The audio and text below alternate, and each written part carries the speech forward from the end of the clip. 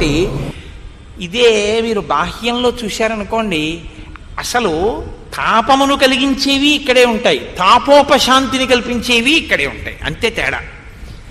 లడ్డూ తినాలి, ఓ కోరిక పుట్టింది, అమ్మ బాబో లడ్డూ తినాలి లడ్డూ తినాలి లడ్డూ తినాలి, తపించిపోయాడు. ఇప్పుడు లడ్డూ తినాలన్న కోరిక ఎక్కడ పుట్టింది? ఇక్కడ పుట్టింది. లడ్డూ తినేశాను, ఈ తృప్తి ఎక్కడ తీరింది? ఇక్కడే తీరింది. లడ్డూ ఇలా పట్టుకున్నారనుకోండి తీరిపోతుందా? ఇలా నాలుక దగ్గర పెట్టారనుకోండి తీరిపోతుందా?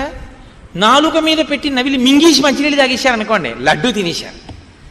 తృప్తి ఇక్కడే, తాపము ఇక్కడే, దిగుడు బావి ఇక్కడే, ఇక్కడే ఉద్యానవనం. కోరిక పుట్టేది ఇక్కడే, ఆ పళ్ళు తినేది ఇక్కడే. బత్తాయి పళ్ళు బయట ఉండవు, ఇక్కడే ఉంటాయి తినాలన్న పిచ్చి. యాపిల్ పండు బయట ఉండదు, ఇక్కడే ఉంటుంది యాపిల్ పండు తినాలన్న కోరి. విశ్వందర్పణ దృశ్యమానగరీ తుల్యం నిజాంతర్గతం, నీలోనే ఉంది విశ్వమంతా అన్నారు శంకర భగవత్పాదులు. కాబట్టి సంతతాన్ వివిధైర్వృక్షై సర్వత్తు ఫలపుష్పితై ఉద్యానాని చ రమ్యాని దదర్శ కపికుంజర.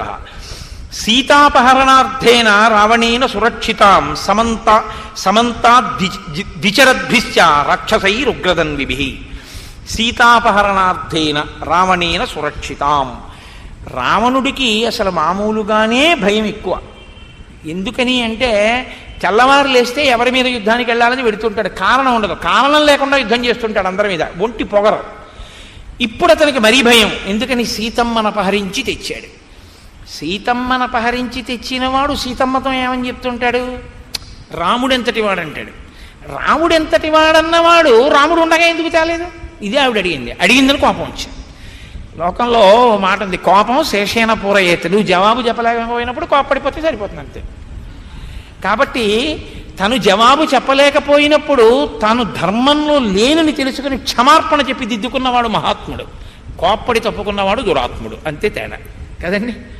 కాబట్టి ఇప్పుడు రావణుడు ఏం చేస్తుంటాడంటే సీతమ్మ దగ్గరికి వెళ్ళినప్పుడల్లా రాముడు నరుడు, ఆయనేం వస్తాడు, రాలేడంటాడు. తను లోపల ఏమనుకుంటాడంటే సీతమ్మని తెచ్చాను కాబట్టి వచ్చేస్తాడు, ఖాయంగా వస్తాడు. సముద్రం ఏంటి, ఏదైనా దాటిచ్చేస్తాడు ఆయన. ఎప్పుడు వస్తాడు మనకి తెలుస్తుంది ఏంటి, ఎప్పుడు వస్తాడు? పంపించాడు 80 గూఢచారుల్ని, కానీ వాళ్ళు ఏం పట్టుకోలేరు, వచ్చేస్తాడు రాముడు.